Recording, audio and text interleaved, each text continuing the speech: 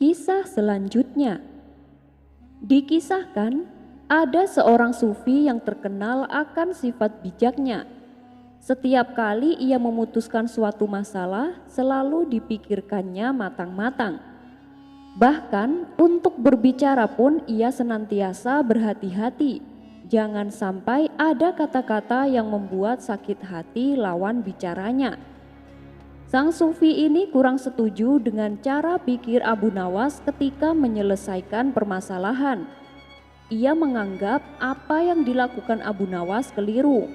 Meskipun tujuannya baik, tapi ada saja pihak yang tersakiti hatinya.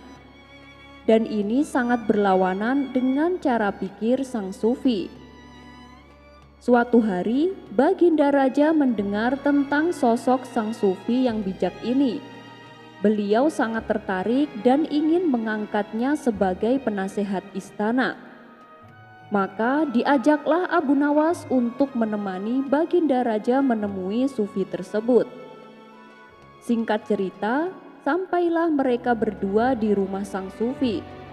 Saat itu hujan turun begitu derasnya sehingga suasana terasa dingin. Lalu sang sufi mengajak tamu-tamunya duduk di sebelah api unggun di dalam rumahnya untuk menghangatkan badan. Di hadapan sang sufi, Baginda Raja meminta petua tentang bagaimana seharusnya sikap seorang raja. Lalu sang sufi memberi beberapa nasihat. Meskipun Paduka adalah raja yang adil, tapi Paduka juga harus menjaga lisan saat bertutur kata. Kalau Paduka hendak membicarakan sesuatu, pakai dahulu otak Paduka. Pikirkan dengan matang, setelah itu baru katakan dengan kalimat yang baik dan benar, kata sang sufi menuturkan. Mendengar itu, Baginda Raja sangat terkesan dengan pribadi yang selalu berhati-hati di setiap tingkah lakunya. Di sela-sela obrolannya yang serius, tiba-tiba Abu Nawas berceletuk. "Tuan Sufi, aku ingin mengatakan sesuatu. Bolehkah?" Sesaat sang Sufi menatap tajam ke arah Abu Nawas. Pasti dia akan berkata yang menjebak saya, tapi aku sudah siapkan jawaban. Justru ini saat yang tepat untuk menasehatinya, pikir sang Sufi. Kalau menyangkut kebenaran, silakan katakan saja. Jangan gunakan lisan untuk berkata yang tidak ada gunanya. Dan sebelum kau berkata, berhati-hatilah. Gunakan kalimat yang benar dan baik agar lawan bicaramu tidak sampai sakit hati, kata sang sufi menasehati. Tentu saja Tuan, ini menyangkut suatu kebenaran, ujar Abu Nawas.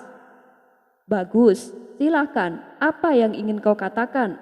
Ucap sang sufi.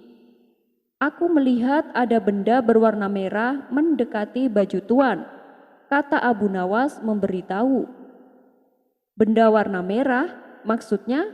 Tanya sang sufi. Benda warna merah yang apabila dipegang sangat panas, jawab Abu Nawas. Benda apa itu? Tanya sang sufi kembali. Sepertinya sepercik api unggun mulai membakar jubah Tuan, jawab Abu Nawas. Seketika itu sang sufi melihat jubah yang sebagian sudah hangus terbakar. Kenapa kamu tidak segera memberitahuku? Jangan berkata bertele-tele seperti itu, kata sang sufi merasa geram. Loh, ini kan sesuai dengan nasihat Tuan. Aku harus berpikir dulu sebelum mengatakannya. Aku tak ingin Tuan sampai sakit hati mendengarnya, balas Abu Nawas cengengesan. Sang sufi segera melepaskan jubahnya dan memadamkan api yang menempel. Sementara Baginda Raja spontan tertawa melihat tingkah Abu Nawas ini. Abu Nawas kecil dan tuan tanah sombong. Dikisahkan ada seorang tuan tanah yang sangat sombong dengan kepandaiannya. Dia menganggap bahwa dirinya adalah orang yang paling pandai di seluruh negeri. Dia tidak menyukai jika ada orang lain yang menyaingi kepandaiannya. Tak tanggung-tanggung, apabila ia mendengar ada orang yang dikenal pandai, tuan tanah ini langsung mendatanginya untuk mengajaknya berdebat. Pada suatu hari, Abu Nawas yang masih kecil dibawa tetangganya ke rumah tuan tanah tersebut. Setibanya di sana, tetangganya itu berkata, "Wahai tuan, anak kecil ini punya kelebihan. Aku tak pernah melihat anak sepandai ini. Dia dapat menjawab apa saja." Mendengar hal ini, tuan tanah merasa tidak terima, apalagi kepandaiannya sampai dibanding-bandingkan dengan anak kecil. Sambil menatap sinis ke arah Abu Nawas, tuan tanah itu berkata, "Anak sekecil itu, dia tahu apa? Dia tidak tampak seperti anak pandai." Tetangga Abu Nawas membalas, "Cobalah beri dia beberapa pertanyaan." Kemudian tuan tanah tersebut memberi Abu Nawas pertanyaan dari mulai pertanyaan yang mudah sampai pertanyaan yang susah. Tanpa pikir panjang, Abu Nawas menjawab semua pertanyaannya dengan benar. Mengetahui kecerdasan Abu Nawas membuat si tuan tanah semakin jengkel. Akhirnya ia berkata, "Hei, kau anak kecil, ketahuilah, semakin pandai seseorang semasa kecil, maka akan semakin dungu nantinya di saat dewasa." Abu Nawas yang masih kecil dan polos membalas perkataan si tuan tanah. "Berarti waktu tuan masih kecil, pasti tuan lebih pandai dariku." Sontak si tuan tanah menjadi emosi mendengarnya. Ia pun menyuruh Abu Nawas dan tetangganya untuk segera meninggalkan rumahnya. Kisah selanjutnya. Sudah cukup lama rasanya Abu Nawas tidak berkunjung ke tempat Baginda Raja Harun ar-Rasyid. Kangen sih tidak, persoalannya pundi-pundi emas Abu Nawas sudah mulai kosong. Hadiah dari Baginda Raja pun tak pernah lagi ia terima. Kondisi krisis ekonomi rumah tangga yang demikian tentu saja tidak boleh dibiarkan. Apa yang harus aku lakukan supaya Baginda Raja memanggilku? Pikir Abu Nawas. Lama berpikir, tiba-tiba hujan turun dengan derasnya. Abu Nawas pun langsung berlari masuk ke dalam rumah. Dalam keadaan sedikit basah kuyup, Abu Nawas bergeming, "Bukankah hujan adalah rahmat Allah? Tapi kenapa aku harus lari menghindarinya?" Dari situlah muncul ide cemerlang supaya dirinya dipanggil Baginda Raja. Keesokan paginya, Abu Nawas langsung menjalankan misinya. Ia pergi ke pasar dan berdiri di tengah-tengah keramaian.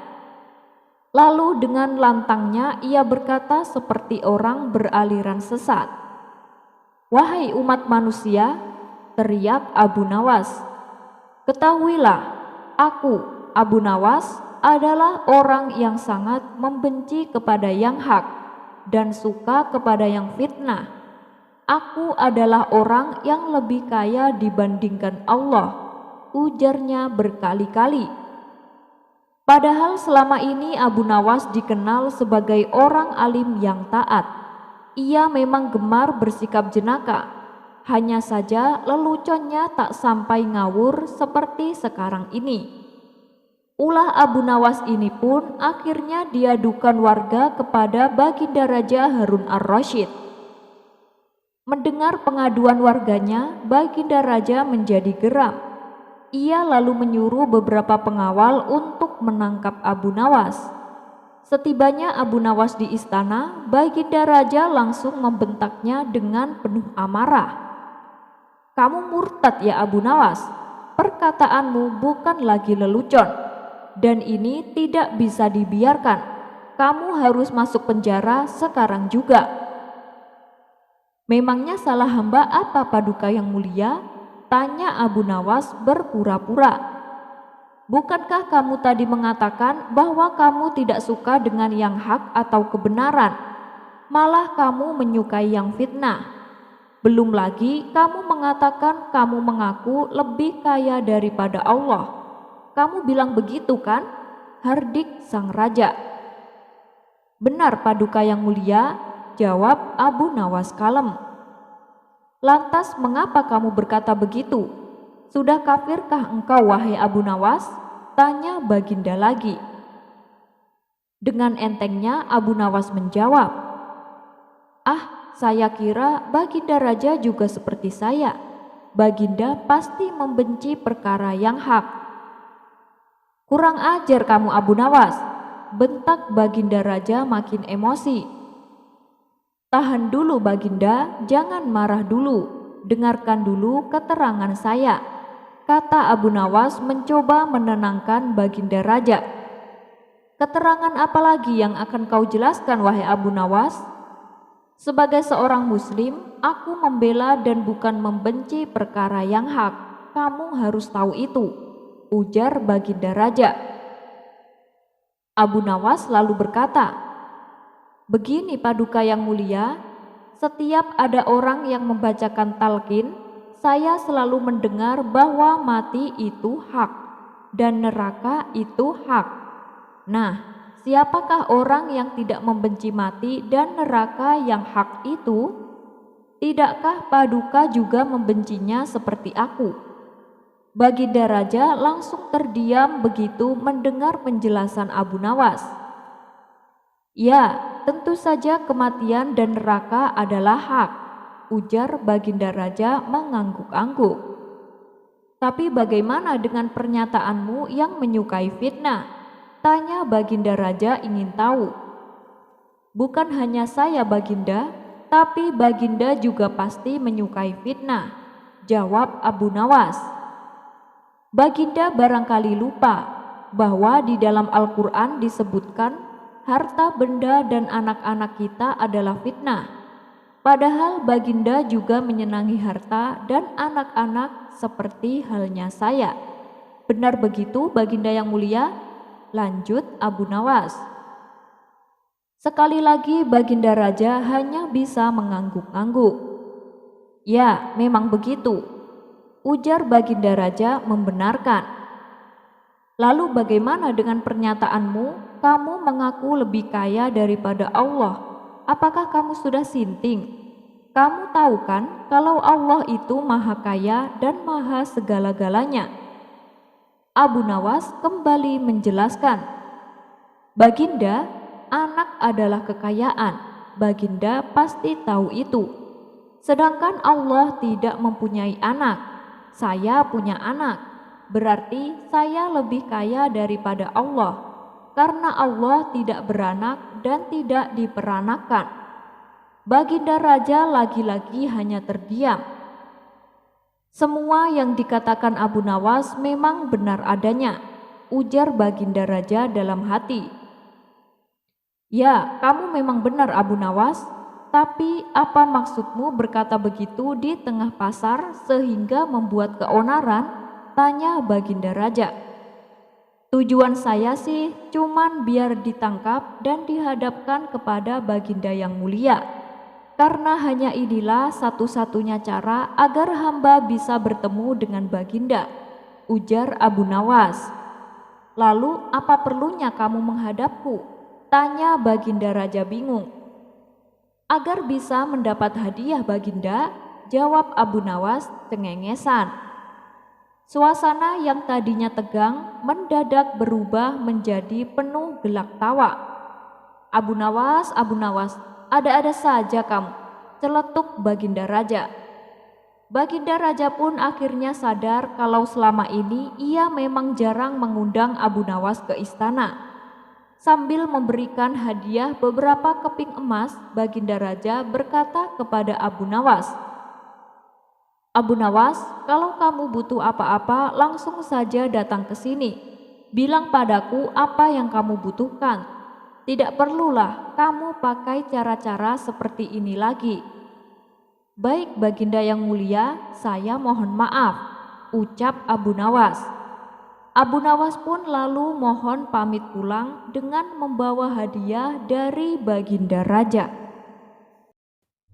Abu Nawas mengintip dua malaikat sedang bagi-bagi.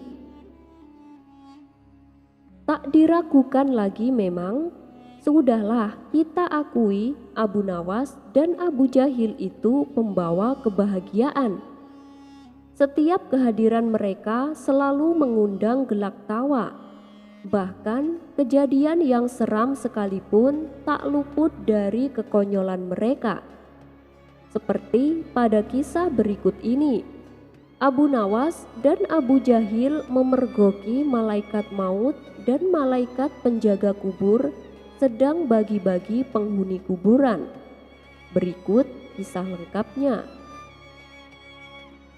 Diawali pada suatu malam, ada dua orang pencuri sedang melancarkan aksinya. Mereka mencuri buah kurma di sebuah kebun milik penduduk setempat. Karena mereka berdua sangat lihai, hanya dalam waktu singkat, dengan mudahnya mereka mampu mengumpulkan sekarung buah kurma. Setelah berhasil mencuri buah kurma, mereka segera berlari ke arah kuburan untuk menghilangkan jejak. Tatkala hampir mencapai gerbang kuburan, salah satu pencuri tersandung dan terguling-guling. Akibatnya, dua buah kurma terlontar dari karung, jatuh tepat di depan gerbang kuburan. Tapi karena terburu-buru, mereka pun meninggalkannya begitu saja. Dua pencuri ini langsung masuk ke tengah kuburan untuk bersembunyi. Ketika dirasa sudah aman, kedua pencuri ini lalu membagi hasil curiannya. Kamu satu, aku satu. Kamu satu, aku satu. Begitu seterusnya. Saat kedua pencuri ini sedang sibuk menghitung, lewatlah Abu Jahil. Mendengar ada suara aneh di tengah kuburan, kaget, takut dan ngeri seketika dirasakan oleh Abu Jahil. Ia pun mempercepat langkahnya meninggalkan kuburan sambil mulutnya komat-kamit membaca doa. Dan di saat di tengah perjalanan pulang, Abu Jahil berpapasan dengan Abu Nawas yang kebetulan juga sedang jalan sendirian. "Hei Abu Jahil, kamu kenapa terlihat ketakutan begitu?" tanya Abu Nawas. "Itu Abu Nawas, tadi waktu aku lewat kuburan, aku mendengar suara mengerikan," jawab Abu Jahil dengan terpatah-patah. "Ah, mungkin itu hanya perasaanmu saja Abu Jahil," ujar Abu Nawas. "Enggak Abu Nawas, benar. Aku jelas-jelas mendengarnya. Kalau kau tidak percaya, ayo aku antar kamu ke sana," timpal Abu Jahil. Karena penasaran, Abu Nawas pun menuruti ajakan Abu Jahil. Setelah sampai di depan gerbang kuburan, Abu Nawas mendengar suara yang diceritakan oleh Abu Jahil. "Kamu satu, aku satu. Kamu satu, aku satu." Abu Nawas semakin penasaran dibuatnya. Ia pun mengintip area tengah kuburan dari luar pintu gerbang. Namun karena kondisi gelap, sehingga tidak kelihatan dari siapa suara itu berasal. "Abu Nawas, apa mungkin itu suara malaikat maut dan malaikat kuburan? Mereka sedang bagi-bagi jatah jiwa manusia," ucap Abu Jahil. "Aku sendiri juga nggak tahu. Tapi apa iya ya?" jawab Abu Nawas. Tidak lama kemudian, terdengar suara lagi dari tengah kuburan. "Nah, udah selesai. Sekarang tinggal dua yang ada di luar gerbang itu. Siapa yang mau ambil? Kamu atau aku?" "Oh, yang dua itu. Biar aku saja," jawab suara lainnya. Mendengar hal itu, Abu Jahil dan Abu Nawas yang kebetulan sedang berada di luar gerbang kuburan terkejut bukan main. "Aduh, jangan-jangan yang mereka maksud kita Abu Nawas," kata Abu Jahil ketakutan. Benar juga Abu Jahil, ayo lari," teriak Abu Nawas. Keduanya pun langsung kabur terbirit-birit dengan penuh ketakutan. Dan tak lama kemudian muncul salah satu pencuri menuju gerbang untuk mengambil 2 buah kurma yang jatuh sewaktu mereka masuk ke dalam kuburan. Abu Nawas jadi konsultan terapi anak bandel. Ada satu profesi baru yang Abu Nawas tekuni saat ini, yaitu jasa konsulting dan terapi anak bandel. Tapi cara Abu Nawas ini beda dengan pada umumnya dan dijamin Anda pasti tertawa mendengarnya. Berikut kisah lengkapnya. Dikisahkan ada seorang ibu-ibu yang kewalahan menghadapi anak satu-satunya. Anaknya tersebut sangat bandel dan susah diatur. Tetangganya kemudian menyarankan supaya si anak dibawa ke tempat Abu Nawas untuk dididik agar menjadi anak yang baik. Karena sudah lelah memikirkan caranya, akhirnya si ibu itu langsung berangkat mengantarkan anaknya ke rumah Abu Nawas. Sesampainya di sana, si ibu tersebut mendapati Abu Nawas sedang dalam masalah. Pasalnya ia tengah dimarahi sang istri. Melihat hal itu, si ibu pun mengurungkan niatnya. "Sepertinya ini bukan waktu yang tepat, lebih baik aku pulang saja," ucap si ibu dalam hati. Namun ketika ia melangkahkan kakinya hendak meninggalkan rumah Abu Nawas, tiba-tiba ada suara yang memanggilnya. "Hei ibu, jangan pergi dulu, kemarilah," teriak Abu Nawas.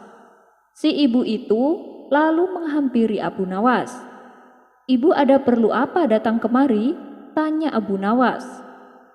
"Begini tuan, memang saya ada perlu, tapi rasanya ini bukan waktu yang tepat tuan," jawab si ibu merasa tak enak. "Gak apa-apa, katakan saja, istriku memang begitu," cerewetnya na'udzubillah. "Jadi gak usah kaget bu," balas Abu Nawas. Kemudian ibu tersebut mengadukan permasalahan tentang anaknya yang bandel dan susah diatur. "Tolonglah Tuan Abu, anak ini supaya ditakut-takuti sedikit, karena nakalnya membuatku sangat kewalahan Tuan," ucap si ibu. "Oh begitu, baiklah mari ikut aku," ajak Abu Nawas.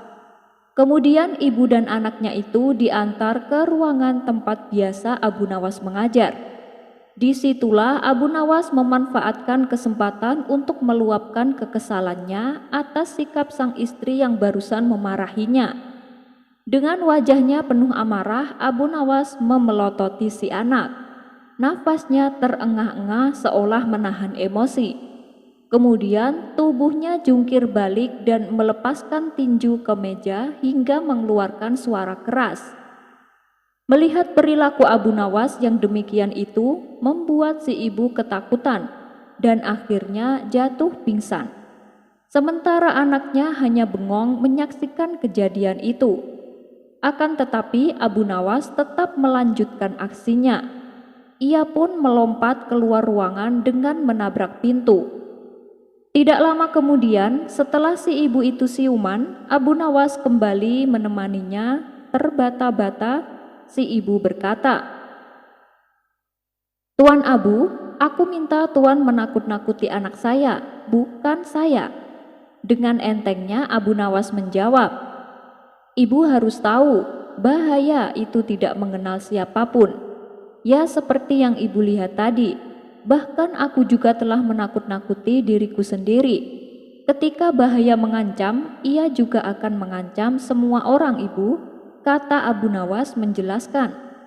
Akibat peristiwa itu, si ibu kapok mendatangi rumah Abu Nawas.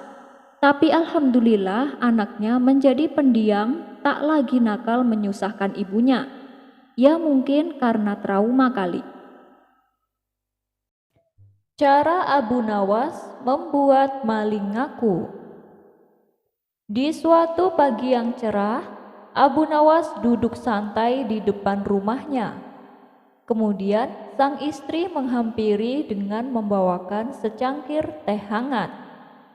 "Wahai suamiku, sepertinya ada yang sedang kau pikirkan," kata sang istri membuka percakapan. Abu Nawas yang sedari tadi melamun segera menyahut ucapan istrinya. "Iya nih, aku ingin berkurban di hari raya Idul Adha, tapi kan uangku cuma sedikit," balas Abu Nawas. "Idul Adha kan masih setengah tahun lagi. Beli saja anak domba, tentu harganya lebih murah. Nanti kalau pas Idul Adha, anak domba tersebut pasti sudah besar," ujar sang istri menyarankan. "Wah, benar juga katamu," timpal Abu Nawas. "Baiklah, aku akan ke pasar hewan sekarang juga," sambungnya. Sesampainya di pasar hewan, Abu Nawas lalu mencari anak domba yang harganya sesuai dengan isi kantongnya. "Waduh, susah tuan, kalau mencari anak domba dengan uang segitu. Kalau tuan mau aku ada, tapi anak dombanya kurus," kata si pedagang. "Coba mana, aku mau lihat dulu," pinta Abu Nawas. Si pedagang lalu memperlihatkan anak domba kurus miliknya. "Wah, kurus sekali, dan tubuhnya juga kecil dibanding anak domba pada umumnya," kata Abu Nawas. "Bagaimana, apa tuan berkenan?" tanya si pedagang. Mulanya Abu Nawas ragu, tapi karena hanya domba ini yang bisa didapatkan, mau tak mau ia terpaksa membelinya. Ia pikir kalau dirawat dengan baik dan dikasih makan yang banyak, anak domba tersebut pasti akan menjadi besar dan gemuk. Setelah transaksi selesai, Abu Nawas segera membawa pulang anak dombanya. "Wahai istriku, ini aku mendapatkan anak domba," ucap Abu Nawas. Sang istri pun ikut gembira melihatnya. "Engkau harus rajin memberinya makan, jangan sampai telat, biar anak domba ini menjadi gemuk," pesan sang istri. Abu Nawas lalu membuat kandang di samping rumah untuk tempat tidur anak dombanya. Tapi untung tak bisa diraih, malang tak bisa ditolak. Belum 2 hari Abu Nawas memelihara dombanya, tiba-tiba anak domba itu hilang dicuri orang. Dapat dibayangkan betapa sedihnya hati Abu Nawas. Peristiwa itu terjadi pada malam hari. Ia melihat ada seseorang mencurigakan mendekati kandang. Lalu si pencuri mengambil anak domba dan langsung membawanya kabur. Abu Nawas berusaha mengejarnya, namun si pencuri telah jauh menghilang. Sebenarnya Abu Nawas sempat mengenali wajah si pencuri. Dia tak lain adalah tetangganya sendiri, yaitu Abu Jahil. Namun karena Abu Nawas tak punya cukup bukti, ia tak berani gegabah menuduhnya. "Tega benar Abu Jahil, padahal aku membelinya dengan susah payah," sesal Abu Nawas dalam hati. Abu Nawas kemudian memutar otaknya untuk menjebak Abu Jahil. Seminggu pun berlalu, Abu Nawas masih belum juga menemukan solusinya. Suatu hari, datanglah Tuan Hamid ke rumahnya. "Wahai Abu Nawas, nanti malam jangan lupa datang ke rumah ya. Aku akan mengadakan syukuran," tutur Tuan Hamid. "Insya Allah Tuan, aku akan datang. Tapi ngomong-ngomong siapa saja yang diundang Tuan?" tanya Abu Nawas. "Kamu, Tuan Hakim, dan Abu Jahil," jawab Tuan Hamid. Kemudian Tuan Hamid pun berlalu. Setelah mendapat undangan dari Tuan Hamid, terbesit ide yang cemerlang untuk menjebak Abu Jahil. Saat malam tiba, Abu Nawas pun berangkat ke rumah Tuan Hamid. Ternyata Tuan Hakim dan Abu Jahil telah berkumpul di sana. Abu Nawas langsung disambut Tuan Hamid dan dipersilahkan duduk di depan meja makan. Abu Nawas kemudian duduk bersama Abu Jahil dan Tuan Hakim. "Hei Abu Nawas, aku dengar anak dombamu dicuri maling ya? Kasihan sekali kamu," ledek Abu Jahil. Mendengar itu, Abu Nawas diam saja tak menanggapinya. "Wah, benarkah itu Abu Nawas? Memangnya kapan kejadiannya?" tanya Tuan Hakim. "Benar Tuan Hakim, kejadiannya sudah sekitar seminggu yang lalu," jawab Abu Nawas.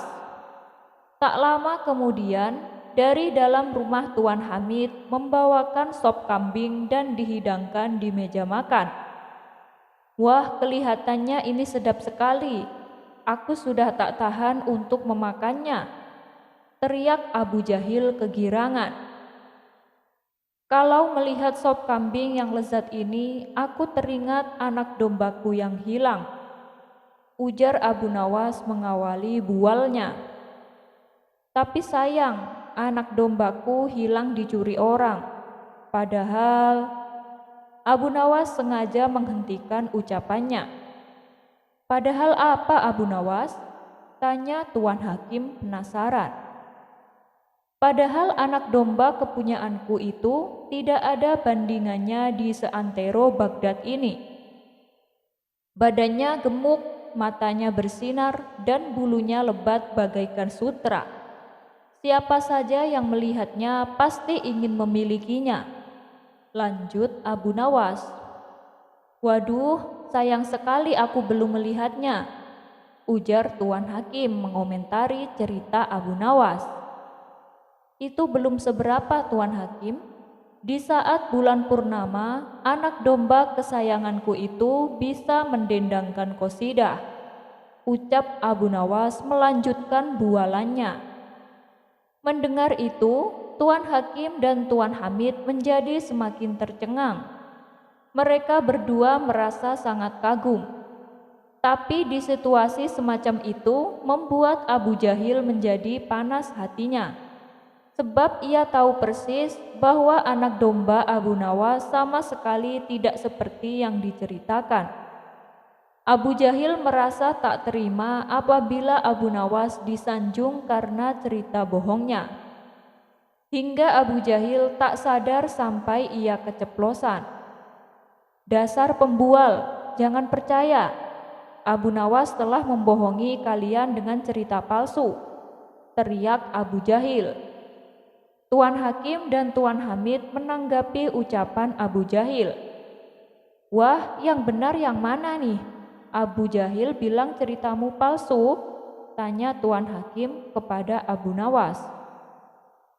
"Untuk apa aku cerita palsu? Andai saja anak dombaku masih ada, pasti Tuan Hakim akan percaya," jawab Abu Nawas memancing.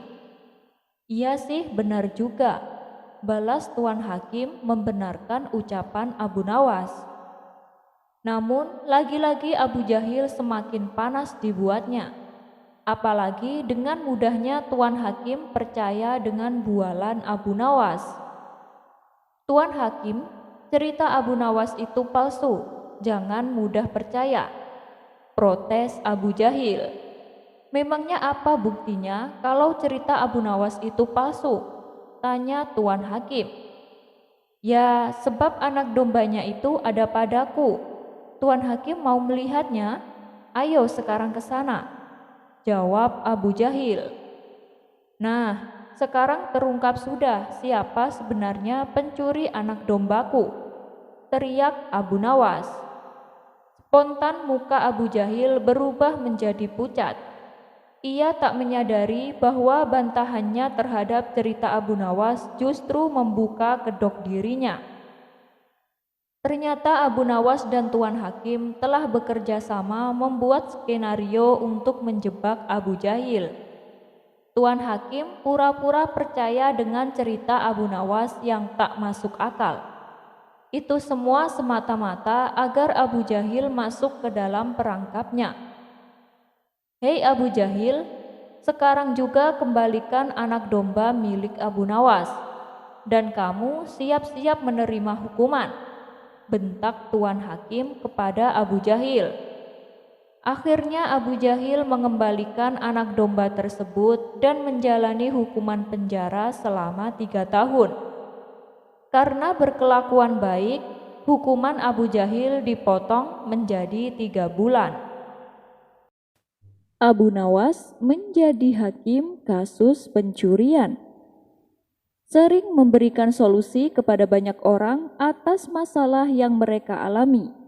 Sering diminta Baginda Raja untuk menyelesaikan sengketa-sengketa di istana, dan tak jarang pula diminta Tuan Hakim untuk membuktikan kebenaran dalam suatu perkara yang rumit. Dialah Abu Nawas, seorang sufi yang cerdik, banyak ilmu, humoris, dan konyol. Tapi di setiap alasannya masuk akal, seperti pada kisah kali ini.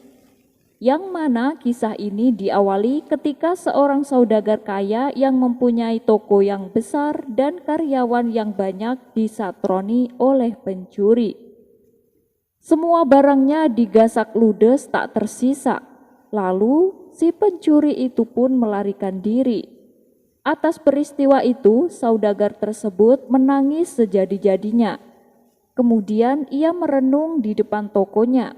Dia memikirkan cara bagaimana supaya si pencuri itu bisa tertangkap.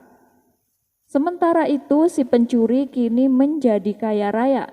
Dia bersenang-senang dengan bebas dan menginvestasikan harta curiannya. Saudagar tersebut sangat sedih atas rahibnya harta kekayaan yang dimilikinya. Dia pun menyebarkan mata-mata untuk mengintai si pencuri. Namun tidak ada satupun yang berhasil menemukan jejaknya. Akhirnya si saudagar berencana untuk mencarinya sendiri. Dengan menyamar layaknya pengemis, dia berjalan mengelilingi kampung. Pakaiannya yang lusuh dan kotor membuat orang-orang tak mengenalinya. Dia mengemis kepada setiap orang yang dia jumpai. Setelah beberapa bulan, ia terus berpindah-pindah dari satu kampung ke kampung lain, tapi belum berhasil menemukan si pencuri. Sampai-sampai dia merasa putus asa. Ketika dia berniat kembali ke kampung halaman, di perjalanan dia berpapasan dengan iringan pedagang yang datang dari jauh. Ia lalu mendekati mereka dan mengamatinya dengan seksama. Saat bertatap muka dengan mereka, dia melihat salah satu orang menggunakan jubah mewah miliknya. Loh, bukankah itu jubah milikku? Dia pasti pencurinya, pikir saudagar tersebut. Ia pun segera menangkapnya. Hai pencuri busuk, kamu tidak akan bisa lolos dariku. Kau telah merampok semua hartaku, kata saudagar itu penuh emosi. Si pencuri tak kalah gertak. Ia berpura-pura tidak terima atas perlakuan saudagar tersebut. Kurang ajar, mana ada pengemis punya banyak harta? Lihatlah penampilanmu, kotor dan bau. Oh iya, aku ingat, kamu dulu kan yang pernah bekerja padaku. Tapi kamu aku pecat karena kerjamu gak becus. Jadi begini caramu membalas kebaikanku. Mempermalukanku di hadapan orang-orang. Masih untung dulu aku hanya memecatmu. Seharusnya aku memenjarakanmu karena kamu pernah kedapatan mencuri barangku, kata si pencuri berpura-pura. Apa? Mencuri hartamu? Kamu yang mencuri hartaku. Enak saja kamu membalikkan fakta. Balas si saudagar tak terima.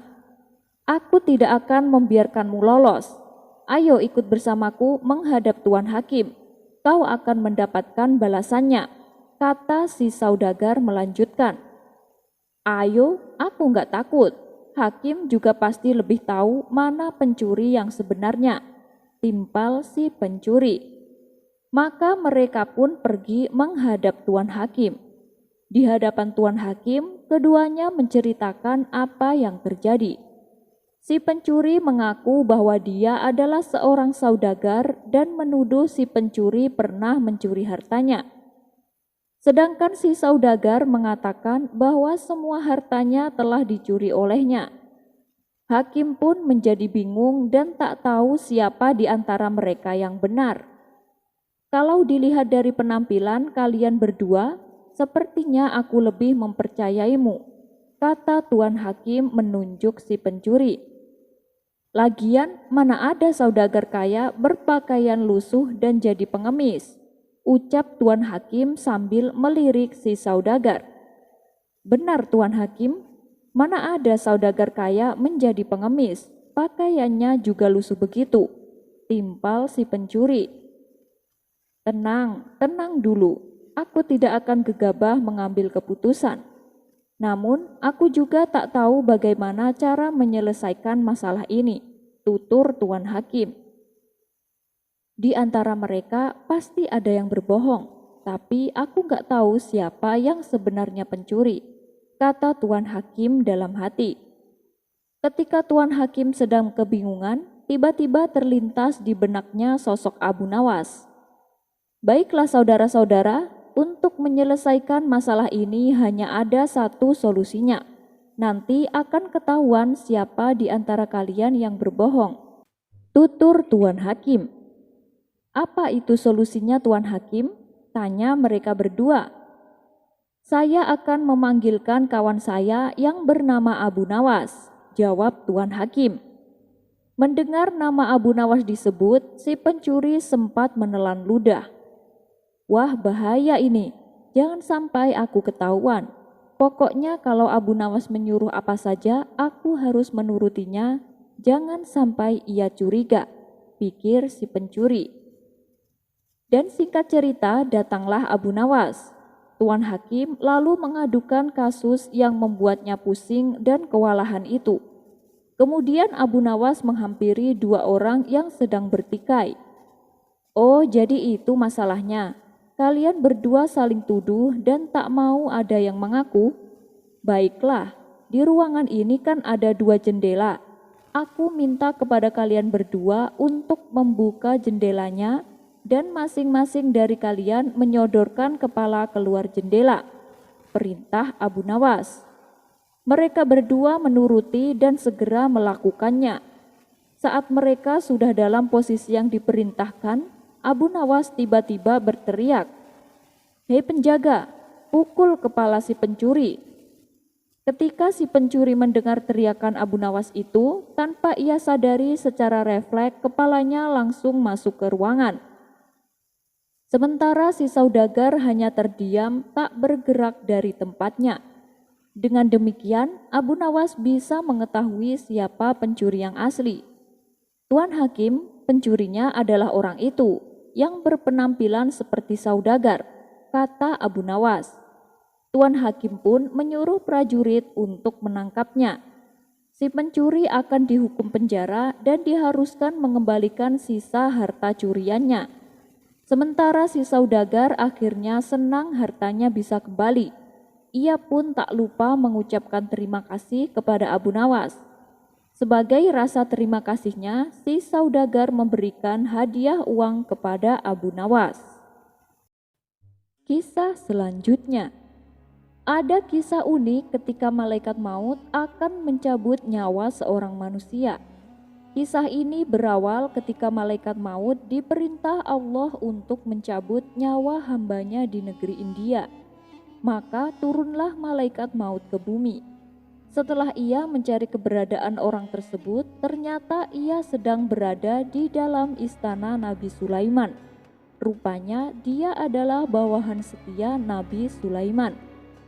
Kemudian malaikat maut merubah wujudnya sebagai manusia dan memasuki istana Nabi Sulaiman. Di dalam istana, malaikat maut terus menatap tajam ke arah orang yang akan dicabut nyawanya. Hal ini membuat orang tersebut ketakutan. Ia pun lalu bertanya kepada Nabi Sulaiman, "Wahai Nabiullah, siapa orang itu?" Tanyanya, "Dia malaikat maut yang datang bertamu," jawab Nabi Sulaiman. Mengetahui hal tersebut, perasaan takut dan resah semakin menghantui. Terlebih mengingat cara malaikat maut memandangnya. Dia menduga kedatangan malaikat maut itu untuk mencabut nyawanya. Ketakutannya ini membuat dirinya ingin menghindari kematian. Ia pun lalu berkata kepada Nabi Sulaiman, "Wahai Nabiullah, dia selalu menatapku dengan tatapan yang sangat mengerikan. Jangan-jangan dia hendak mengambil nyawaku. Wahai Nabiullah, selamatkan aku dari kematian," pinta orang itu. "Bagaimana caranya?" tanya Nabi Sulaiman. "Perintahkanlah angin untuk membawaku ke suatu tempat yang jauh dari sini," katanya terus memohon. Karena terus didesak, akhirnya Nabi Sulaiman mewujudkan keinginan orang tersebut. Kemudian atas perintah Nabi Sulaiman, angin membawa orang itu ke sebuah tempat yang jauh. Ketika sampai di negeri India, orang itu meminta kepada angin untuk berhenti. Ia mengira bahwa di tempat itu dirinya sudah selamat dari ancaman kematian. Namun ternyata justru disitulah malaikat maut melaksanakan tugas sesuai yang diperintahkan Allah, yakni mencabut nyawa orang tersebut di negeri India. Keesokan harinya, malaikat maut kembali berkunjung ke istana Nabi Sulaiman. Nabi Sulaiman lalu bertanya perihal perilaku malaikat maut yang memandang orang tersebut dengan tatapan yang mengerikan di pertemuan kemarin. Malaikat maut menjawab, "Kemarin aku resah karena aku diperintah untuk mencabut nyawanya di India, sementara dia masih berada di sini. Namun ketika waktu ajalnya telah datang, aku mendapati dia sudah berada di India. Alhamdulillah dia sudah meninggal dunia sesuai pada waktu dan tempatnya," jelas malaikat maut. Kisah ini terdapat dalam kitab Al-Majalisus Saniyah, karya Syekh Ahmad bin Syekh Hijazi Al-Fusni. Pelajaran yang dapat kita ambil dari kisah di atas, apabila sudah ajalnya tiba, tidak ada satu manusia pun yang bisa menghindarinya atau menundanya meskipun hanya 1 detik. Kisah selanjutnya. Suatu ketika Baginda Raja mendengar kabar bahwa Abu Nawas akan memberontak kerajaan. Ia telah bersekongkol dengan kerajaan lain untuk mewujudkan keinginannya. Kabar tersebut Baginda Raja dapatkan dari salah satu menterinya yang tidak suka dengan Abu Nawas. "Ini tuduhan serius, kau tidak boleh gegabah. Apa buktinya?" tanya Baginda Raja kepada sang menteri. "Ampun Paduka yang mulia, tapi saya melihat mata-mata dari kerajaan lain sering datang ke rumah Abu Nawas," jawab sang menteri. Maka untuk membuktikannya, Baginda Raja mengutus salah satu pengawal untuk mengintai rumah Abu Nawas. Dan ternyata apa yang dilaporkan sang menteri benar adanya. Si pengawal melihat ada tamu asing datang ke rumah Abu Nawas. Setelah diamati, tamu tersebut merupakan mata-mata dari kerajaan lain. Si pengawal pun langsung melaporkannya kepada Baginda Raja. "Kurang ajar, dia telah berani mengkhianati negerinya sendiri," kata Baginda Raja geram. Tanpa membuang-buang waktu, beberapa prajurit istana diperintahkan menangkap Abu Nawas dan menyeretnya ke istana. Singkat cerita, dibawalah Abu Nawas menghadap Baginda Raja. "Paduka yang mulia, kenapa para prajurit menangkapku dengan kasar? Apa salah saya?" tanya Abu Nawas tidak terima. "Kau telah berani mengkhianati aku dan mengkhianati seluruh rakyat di negeri ini," jawab Baginda Raja. "Mengkhianati? Maksud Paduka apa?" tanya Abu Nawas kebingungan. "Tak usah berpura-pura, Abu Nawas, kau bersekongkol dengan mata-mata kerajaan lain untuk berencana memberontak kerajaan. Dengan ketenaranmu di negeri ini bukan suatu hal yang sulit bagimu untuk menghasut warga agar ikut serta bersamamu," tukas Baginda Raja. Abu Nawas sempat terkejut dengan tuduhan Baginda Raja, tapi dalam hati ia juga merasa geli. Ada-ada saja Paduka Raja. Dari mana ia dapat pikiran seperti itu? Batin Abu Nawas. Dan tiba-tiba terbesit di benak Abu Nawas ingin mempermainkan Baginda Raja.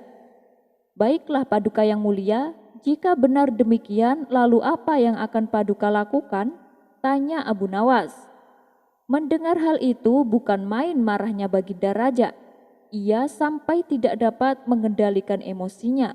Baginda Raja pun memerintahkan kepada prajurit untuk melucuti pakaian Abu Nawas dan menggantinya dengan baju kebesaran yang seperti dipakai oleh para menteri kerajaan lengkap dengan atributnya. Baginda Raja sengaja melakukan ini sebagai ancaman kepada pejabat istana yang berani mengkhianati negerinya. Karena bagaimanapun juga Abu Nawas termasuk orang lingkup istana, meskipun dia bukanlah seorang pejabat. Ikat kedua tangannya, arak dia keliling Baghdad agar ditonton orang-orang, lalu bawa dia ke tiang gantungan di lapangan untuk menjalani hukuman mati, kata Baginda Raja emosi. Dengan sigap, beberapa prajurit melaksanakan perintah Baginda Raja. Setelah Abu Nawas mengenakan baju kebesaran dengan tangan terikat, ia langsung diseret untuk diarak keliling kota. Tapi saat hendak keluar dari pintu istana, datanglah penasehat kerajaan yang merupakan sahabat dekat Abu Nawas. Melihat keadaan Abu Nawas yang demikian, ia pun bertanya, "Kenapa denganmu Abu Nawas? Apa kesalahanmu?" Dengan santainya Abu Nawas menjawab, "Aku telah mengatakan kebenaran, makanya Paduka Raja memberiku hadiah baju kebesaran istana. Lihatlah, aku sekarang terlihat berwibawa seperti menteri-menteri yang lain." Baginda Raja spontan tertawa terpingkal-pingkal mendengar perkataan Abu Nawas. Ia pun akhirnya menyuruh pengawal untuk melepaskan Abu Nawas. "Saya lupa, Abu Nawas, belum sempat mendengar alasanmu karena keburu terbawa emosi. Sebenarnya apa sih yang kau bicarakan dengan mata-mata kerajaan lain?" tanya Baginda Raja kepada Abu Nawas. "Oh itu, dia datang untuk minta nasihat saya. Dia bertanya bagaimana caranya supaya negerinya menjadi makmur dan sentosa seperti negeri Baghdad," jawab Abu Nawas. Setelah mendengar penjelasan Abu Nawas, Baginda Raja pun meminta maaf dan mempersilahkan Abu Nawas untuk pulang ke rumah. Cara Abu Nawas membedakan ayam dan manusia. Beberapa bulan belakangan ini, Baginda Raja terlihat sangat sibuk mengurusi segala permasalahan di negerinya. Mulai dari masalah ekonomi, masalah pertahanan, dan keadilan untuk rakyatnya. Para pejabat istana yang sekiranya tidak becus bekerja langsung dipecat dan diganti dengan yang baru. Gebrakan Baginda Raja yang totalitas ini akhirnya membuahkan hasil. Ekonomi di negerinya menjadi stabil, keadilan yang didapat rakyatnya juga memuaskan. Walhasil, negeri Baghdad pun menjadi makmur dan sejahtera. Setelah semuanya sudah beres, Baginda Raja pun merasa puas. Kemudian ia menyempatkan waktunya menenangkan diri dari semua rutinitas. Dan tentu saja Abu Nawaslah sosok yang tepat untuk menghibur sang raja. "Wahai pengawal, undang Abu Nawas ke istana. Aku ingin mengajaknya makan," titah Baginda Raja kepada pengawal istana. Singkat cerita, datanglah Abu Nawas dan menghadap sang raja. "Wahai Abu Nawas, bagaimana kabarmu? Ayo silakan duduk," sambut Baginda Raja. Tak berselang lama setelah mereka berdua duduk, hidangan pun datang dan diletakkan di meja makan. Melihat ada ayam panggang, mendadak perut Abu Nawas keroncongan. Ia sudah tak sabar ingin segera melahapnya.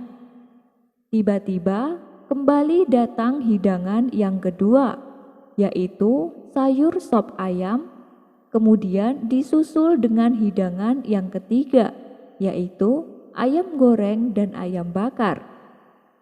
Mata Abu Nawas tampak tak berkedip melihat semua hidangan yang tersedia di meja makan. Baginda Raja yang menangkap tingkah Abu Nawas ini mencoba untuk menggodanya. "Wahai Abu Nawas, sepertinya kamu sudah sangat lapar ya?" tanya Baginda Raja. "Tidak Paduka, saya sih biasa saja. Justru hidangan ini yang sepertinya tidak betah berlama-lama di atas piring." "Mereka seolah-olah ingin segera terbang masuk ke dalam perut saya," celetuk Abu Nawas. Baginda Raja pun seketika tertawa dengan jawaban konyol Abu Nawas. "Hei Abu Nawas, kamu boleh memakan semua hidangan ini, tapi ada syaratnya," ujar Baginda Raja. "Apa syaratnya Paduka?" tanya Abu Nawas tidak sabar. "Berhubung hidangannya serba ayam, buatlah 2 pertanyaan sulit yang berhubungan dengan ayam," pinta Baginda Raja. Waduh, ada-ada saja Baginda Raja. Perut sudah keroncongan masih saja dikerjain, batin Abu Nawas. Setelah berpikir sejenak, Abu Nawas pun memulai dengan pertanyaan pertama. "Baiklah Paduka, apa yang membedakan antara nama manusia dan nama ayam?" tanya Abu Nawas. Baginda Raja pun mencoba berpikir untuk menemukan jawabannya. Namun akhirnya ia menyerah. "Itu pertanyaan sulit Abu Nawas, aku tak bisa menjawabnya. Beritahu aku apa jawabannya," pinta Baginda Raja. "Bedanya adalah ketika manusia hidup, namanya banyak sekali. Ada Hasan, ada Harun, ada Ibrahim, dan masih banyak lainnya. Tapi ketika mati, namanya hanya menjadi satu, yaitu almarhum. Sedangkan ayam ketika masih hidup namanya cuma satu, yaitu ayam. Tapi ketika meninggal namanya menjadi banyak. Ada ayam panggang, ayam bakar, ayam goreng, dan masih banyak lainnya," jelas Abu Nawas. Spontan Baginda Raja pun tertawa mendengarnya. "Bagus, bagus. Sekarang berikan saya pertanyaan yang kedua," balas Baginda Raja. "Apa nama bagian ayam yang tidak pakai ayam?" tanya Abu Nawas. "Itu sih gampang Abu Nawas. Jawabannya adalah paha," kata Baginda Raja dengan cepat. "Paha, ya paha ayam," ujar Abu Nawas. "Kalau begitu, tulang Abu Nawas," jawab Baginda Raja. "Tulang, ya tulang ayam," balas Abu Nawas. "Bagaimana kalau sayap?" jawab Baginda Raja terus mencoba. "Sayap juga sayap ayam. Jawaban Paduka salah semua," kata Abu Nawas. "Ya sudah Abu Nawas, aku menyerah. Apa jawabannya?"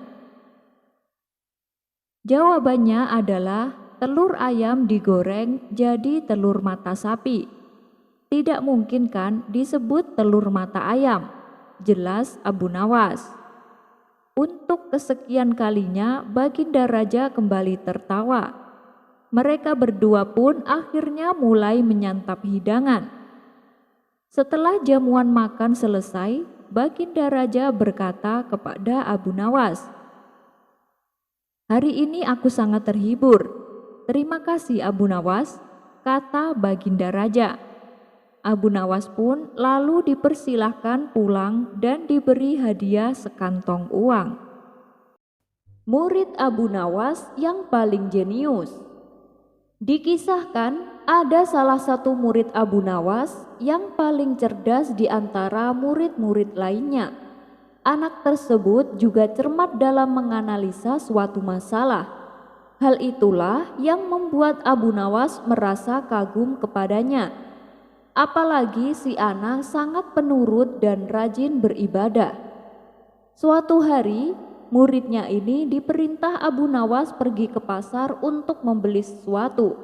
Maka berangkatlah ia menjalankan perintah gurunya itu. Sementara di tempat lain ada seorang lelaki yang juga dalam perjalanan menuju pasar.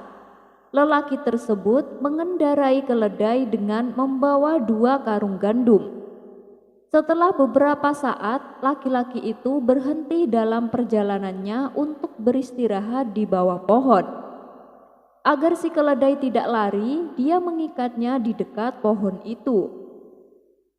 Ketika dia bangun dari tidur siangnya, dia tidak menemukan keledainya. Laki-laki itu menjadi khawatir dan mulai mencari keledainya kemana-mana. Saat mencari keledainya itulah dia bertemu dengan anak kecil yang merupakan murid Abu Nawas. Si lelaki kemudian bertanya, "Apakah kamu melihat keledai saya?" Anak kecil itu menjawab, "Apakah keledai tuan buta mata kirinya dan kaki kanannya pincang? Dan apakah dia juga membawa gandum?" Mendengar hal itu, si lelaki merasa senang karena ia mengira akan menemukan keledainya. "Iya benar, di mana kamu melihatnya?" tanya lelaki tersebut. "Saya belum melihatnya tuan," jawab si anak. Si lelaki merasa heran dengan jawabannya. Dalam hati ia berpikir, bagaimana mungkin bocah itu tidak melihatnya, padahal ia tahu secara mendetail keledai miliknya. Jangan-jangan bocah itu telah mencurinya. "Saya tanya kamu sekali lagi, apakah kamu melihat keledai saya?" tanya si lelaki. Tapi si anak masih mengatakan kepadanya bahwa dia belum melihatnya. "Kamu mau menipu saya ya?" kata lelaki merasa geram. Ia pun segera membawa anak kecil itu menuju rumah Tuan Hakim untuk mendapatkan solusi. Sesampainya di rumah Tuan Hakim, lelaki itu lalu mengadukan masalahnya. Berhubung yang diadukan anak masih di bawah umur, Tuan Hakim meminta supaya si anak didampingi orang tua atau gurunya. Si anak lalu memilih untuk didampingi gurunya, yaitu Abu Nawas. Maka dipanggillah Abu Nawas ke rumah Tuan Hakim. Spontan Abu Nawas terkejut mendengar anak didiknya yang paling ia banggakan terlibat masalah hukum. "Ada masalah apa ini? Kenapa anak didik saya disidang?" tanya Abu Nawas tidak terima. "Begini Abu Nawas, lelaki ini mengadukan bahwa keledainya telah hilang dan ia menyangka bahwa muridmu lah yang telah mencurinya," kata Tuan Hakim menjelaskan. "Apa buktinya? Jangan asal main tuduh," protes Abu Nawas. Abu Nawas tahu betul bahwa anak didiknya anak yang soleh dan penurut. Dia tidak mungkin melakukan pencurian. Lalu si lelaki yang kehilangan keledainya menjawab, "Muridmu tahu ciri-ciri keledai saya dengan detail. Bahkan ia juga tahu barang bawaan yang ada di punggungnya. Tapi saat aku tanya di mana keledainya, dia bilang belum melihatnya. Itu sama sekali tidak masuk akal." Mendengar hal itu, Abu Nawas hanya terdiam. Tiba-tiba si anak berkata, "Tapi saya memang belum melihatnya tuan."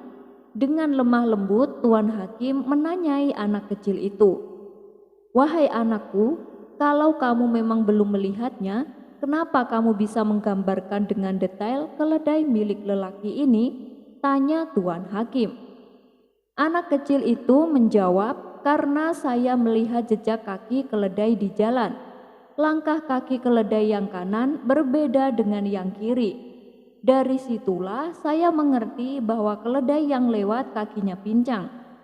Kemudian saya melihat rumput di sisi kanan jalan dimakan, sementara rumput di sisi kiri jalan tidak dimakannya. Dari situlah saya mengerti bahwa keledai tersebut buta mata kirinya. Kemudian ada butiran gandum yang berserakan di tanah di sepanjang perjalanan. Dari situlah saya juga mengerti bahwa keledai tersebut pasti membawa gandum. Abu Nawas dan Tuan Hakim seketika berdecak kagum dengan kecerdasan analisa anak itu. Sedangkan si lelaki pemilik keledai merasa tidak puas. Ia ingin membuktikan ucapan anak didik Abu Nawas. Mereka lalu pergi memeriksa jalanan yang dijelaskan oleh murid Abu Nawas. Dan ternyata semua ucapannya adalah benar. Si lelaki pun langsung meminta maaf, dan untuk menebus rasa bersalahnya, lelaki tersebut memberinya uang. Atas kejadian tersebut, Abu Nawas semakin bertambah kagum dengan kecerdasan muridnya yang satu ini. Kisah selanjutnya. Dikisahkan, pada suatu hari Abu Nawas hendak melakukan perjalanan pergi ke kampung seberang. Dengan mengendarai keledainya, ia pun memulai perjalanan yang lumayan jauh. Hingga sampailah ia melewati sebuah desa, dan kala itu suara azan duhur berkumandang. Tak ingin meninggalkan kewajibannya sebagai seorang muslim, Abu Nawas segera mendatangi masjid yang ada di desa tersebut. Setibanya di masjid, Abu Nawas langsung mengambil wudhu dan menunaikan sholat dengan tergesa-gesa. Selanjutnya ia hanya berdoa dengan bacaan yang pendek. Kemudian ia pun langsung beranjak untuk melanjutkan perjalanannya. Ternyata sholat Abu Nawas yang tergesa-gesa ini menarik perhatian seorang ulama yang juga selaku ketua masjid. Sang ulama pun segera menghentikan langkah Abu Nawas yang akan keluar dari masjid. "Wahai Tuan, sholat yang Anda lakukan itu bukan cara yang benar untuk berdoa kepada Tuhan. Anda harus mengulanginya kembali. Sholat dan berdoalah dengan benar," tegur ulama tersebut kepada Abu Nawas. Sang ulama mengira kalau Abu Nawas adalah seorang musafir yang tidak tahu tentang ilmu agama. Karena dari penampilan Abu Nawas tak mencerminkan seorang ulama sufi yang menguasai ilmu agama. Oleh sebab itulah ia merasa berkewajiban menegurnya agar Abu Nawas menunaikan sholatnya dengan benar. Sedangkan Abu Nawas sendiri juga berniat balik menegurnya, tapi tentunya dengan cara yang konyol. Abu Nawas pun menuruti apa yang diperintahkan sang ulama. Ia kembali menunaikan sholat agak lama dan juga membaca doa yang agak panjang. Ketika Abu Nawas telah selesai, ia segera beranjak meninggalkan masjid. Sang ulama kembali menghentikannya sambil berkata, "Sekarang katakan padaku, tidakkah Tuhanmu akan lebih menghargai sholat dan doamu yang kedua ini dibandingkan sholat dan doamu yang pertama, di mana kamu melakukannya dengan tergesa-gesa?" Abu Nawas menjawab, "Tidak juga." Jawab Abu Nawas membuat sang ulama kesal. "Kenapa bisa begitu?" tanya sang ulama heran. Kemudian Abu Nawas menjelaskan, "Meskipun sholat dan doaku yang pertama saya lakukan dengan tergesa-gesa, tetapi setidaknya itu saya lakukan untuk Tuhan. Karena sholat pertama yang saya lakukan meskipun tergesa-gesa tapi kan tidak meninggalkan syarat sahnya sholat. Sedangkan sholat dan doa kedua saya lakukan untuk Anda," jawab Abu Nawas sambil berlalu meninggalkan sang ulama. Ketika sang ulama menjadi malu karena orang yang ia tegur sepertinya lebih menguasai ilmu agama. Sang ulama hanya melihat seseorang dari penampilannya saja. Kisah selanjutnya. Dikisahkan, ada seorang pemuda yang tak mempercayai adanya alam akhirat. Menurutnya itu hanyalah sebuah omong kosong.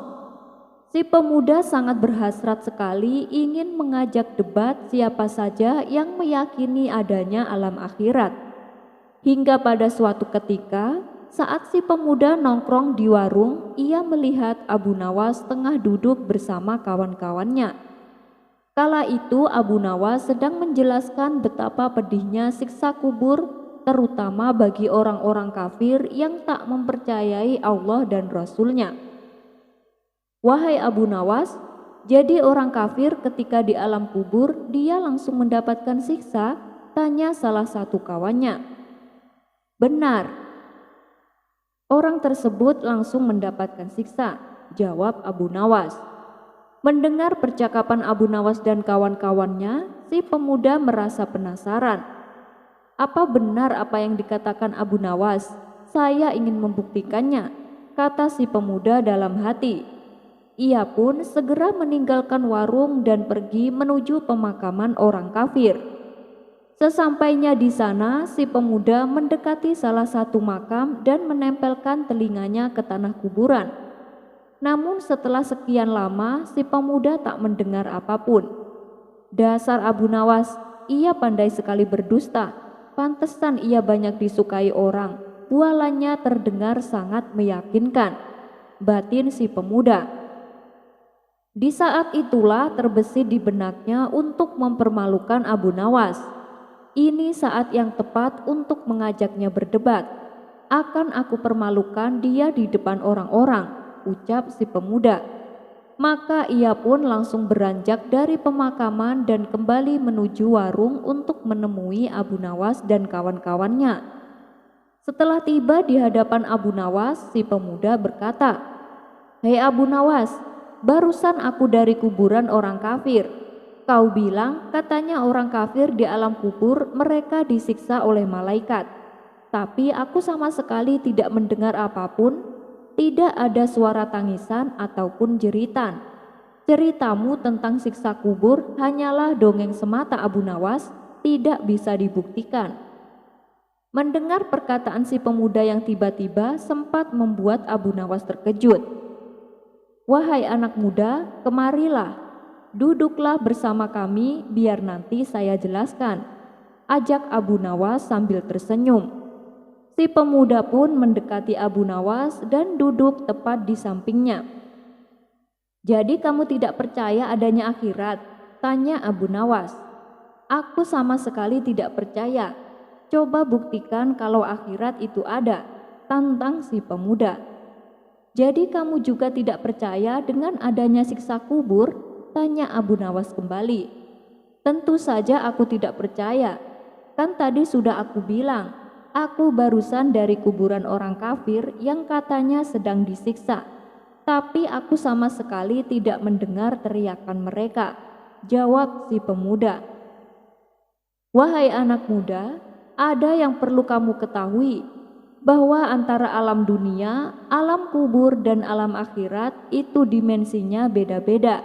Tidak mungkin bergabung menjadi satu," terang Abu Nawas. "Itu sih hanya alasanmu saja Abu Nawas, karena kamu tidak bisa membuktikan ucapanmu," balas si pemuda. "Baiklah, saya akan bertanya kepadamu. Apakah kamu pernah tidur di samping kawanmu? Dan dalam tidurmu kamu memimpikan sesuatu?" tanya Abu Nawas. "Iya, saya pernah. Memangnya kenapa?" jawab si pemuda. "Ketika kamu bermimpi sesuatu yang menakutkan, misalnya kamu bermimpi dikejar oleh ular raksasa, saat itu kamu sangat ketakutan, bahkan sampai teriak minta tolong sambil berlari dengan sekencang-kencangnya. Apakah kawanmu yang sedang duduk di sampingmu mendengar teriakanmu? Apakah kawanmu bisa mengetahui kalau kamu sedang merasakan ketakutan yang amat sangat? Justru yang kawanmu tahu ketika melihatmu dia menganggap kamu sedang tertidur pulas. Padahal waktu itu kamu sangat ketakutan dan butuh pertolongan. Itulah contoh gambaran saat kamu mendatangi kuburan orang kafir yang kamu lihat. Mereka terlihat begitu tenang, padahal mereka sedang mengalami siksaan yang begitu dahsyat. Kata Abu Nawas menjelaskan. Mendengar hal itu, si pemuda pun hanya terdiam. Dalam hati ia membenarkan Abu Nawas. Kisah selanjutnya. Meski dianggap sebagai sosok yang jenaka dan penuh kontroversi, akan tetapi di balik itu semua, seorang Abu Nawas juga merupakan pribadi yang memiliki kepedulian yang tinggi. Sehingga banyak di antara orang-orang di sekitarnya yang datang kepada Abu Nawas untuk meminta bantuan. Kisah ini berawal ketika di negeri Persia ada seorang saudagar kaya raya bernama Abdul Hamid. Kendati memiliki harta yang berlimpah, namun setelah menikah kehidupannya selalu diselimuti kesedihan. Lantaran istrinya belum juga dikaruniai seorang anak. Sepanjang hari ia selalu berdoa kepada Allah Subhanahu wa Ta'ala agar segera dikaruniai keturunan. Puncaknya, pada suatu ketika ia bernazar akan menyembelih seekor kambing yang memiliki tanduk sebesar jengkal manusia jika istrinya bisa hamil. Kemudian dengan izin Allah, tak lama setelah itu istrinya kegirangan sambil memeluknya dan berkata, "Wahai suamiku, aku sudah hamil. Ternyata Allah sudah mengabulkan doa kita selama ini." Kata sang istri merasa bahagia. Mendapat kabar bahwa istrinya telah hamil, ia pun sangat bahagia dan bersyukur kepada Allah Subhanahu wa Ta'ala. Singkat cerita, istrinya telah melahirkan seorang anak laki-laki. Melihat sang istri sudah melahirkan, semua keluarganya juga larut dalam kebahagiaan itu. Suatu ketika, saat sedang bersantai di depan rumahnya, Abdul Hamid tiba-tiba teringat akan nazar yang pernah ia katakan dulu. Ia pun segera melakukan nazar tersebut. Dengan beberapa pembantunya, ia bergegas mencari seekor kambing yang memiliki tanduk sebesar jengkal manusia. Akan tetapi, mungkin belum takdirnya ia melaksanakan nazar itu. Setelah beberapa hari dicari, ia belum juga menemukan kambing yang dimaksud. Ia pun menjadi sangat gelisah karena takut nazarnya itu tidak dapat ditunaikan. Di tengah-tengah kegelisahannya, tiba-tiba saja ia teringat seorang sahabatnya di negeri Baghdad. Sahabatnya itu dikenal memiliki kecerdasan dan kemampuannya dalam menyelesaikan berbagai permasalahan. Ternyata sahabatnya itu adalah Abu Nawas. Tak ingin membuang kesempatan, ia segera mengutus beberapa pembantunya untuk menemui dan membawa Abu Nawas kepadanya. Para utusan itu pun berangkat ke Baghdad menemui Abu Nawas. Setelah beberapa hari perjalanan, akhirnya mereka sampai di rumah Abu Nawas. Sesampainya di rumah Abu Nawas, para utusan itu menceritakan maksud dari kedatangannya itu. Kemudian Abu Nawas berkata, "Oh, jadi begitu. Baiklah, aku pamit pada keluargaku dulu dan aku akan segera berangkat bersama kalian." Abu Nawas lalu berangkat bersama dengan anak buah Tuan Abdul Hamid. Sepanjang perjalanan, Abu Nawas terus memikirkan jalan keluar atas permasalahan yang sedang menimpa sahabatnya itu. Setelah mereka tiba di rumah Abdul Hamid, Abu Nawas langsung disambut dengan jamuan makanan mewah. Setelah selesai makan, Abdul Hamid segera menceritakan masalahnya kepada Abu Nawas, yang selama ini membuat hatinya menjadi gundah gulana itu. Mendengar keluh kesah Abdul Hamid, Abu Nawas pun berkata, "Wahai sahabatku, berilah aku waktu semalam saja untuk berpikir. Besok pagi akan aku beritahu caranya," ujar Abu Nawas.